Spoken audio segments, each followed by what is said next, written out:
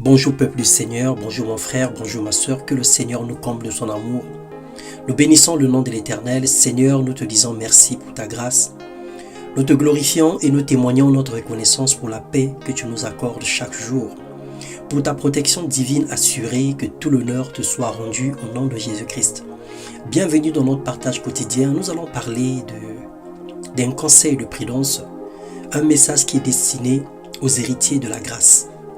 Dans le livre de Tite, le chapitre 3, le verset 3 au verset 7, la Bible déclare « Car nous aussi, nous étions autrefois insensés, désobéissants, égarés, asservis à toute espèce de convoitise et de volupté, vivant dans la méchanceté et dans l'envie, dignes d'être haïs et nous haïssant les uns les autres.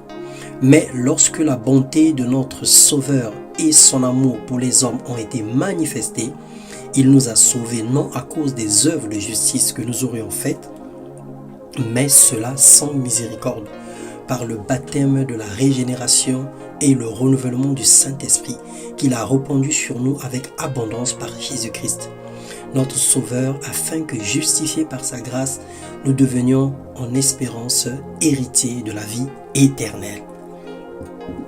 Alléluia. Bien-aimés, la justice de Dieu envers nous est parfaite. Le Seigneur accomplit une belle œuvre. Il est impossible au diable d'aller au ciel devant le trône de notre Dieu pour aller annuler ou persuader Dieu de changer ses plans pour nous. Il n'est pas le maître de notre vie et il ne peut pas diriger notre vie. Par contre, il peut nous distraire pour nous éloigner du plan parfait de Dieu, selon 1 Corinthiens 7, 35.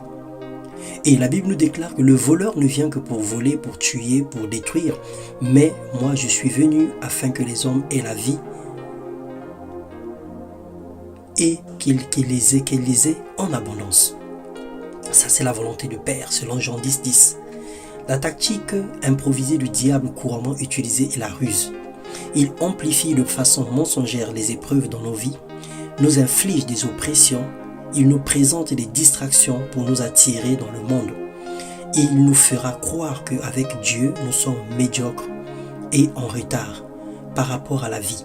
Il nous montrera la gloire du monde, la luxure et les convoitises en comparaison avec les galères de la vie chrétienne pour nous faire croire que Dieu n'existe pas. Le diable, il est menteur, il est rusé. Il va essayer de te dire que malgré tes prières, tu ne reçois rien de Dieu, alors abandonne, reviens dans le monde. C'est pourquoi, bien-aimés, saignons nos reins de notre entendement. Soyons sobres et ayant une entière espérance dans la grâce qui nous sera apportée. Lorsque Jésus-Christ apparaîtra, comme des enfants obéissants, ne nous conformons pas aux convoitises que nous avions autrefois quand nous étions dans l'ignorance. Ne nous conformons pas au siècle présent, mais soyons transformés par le renouvellement de l'intelligence et de la sagesse.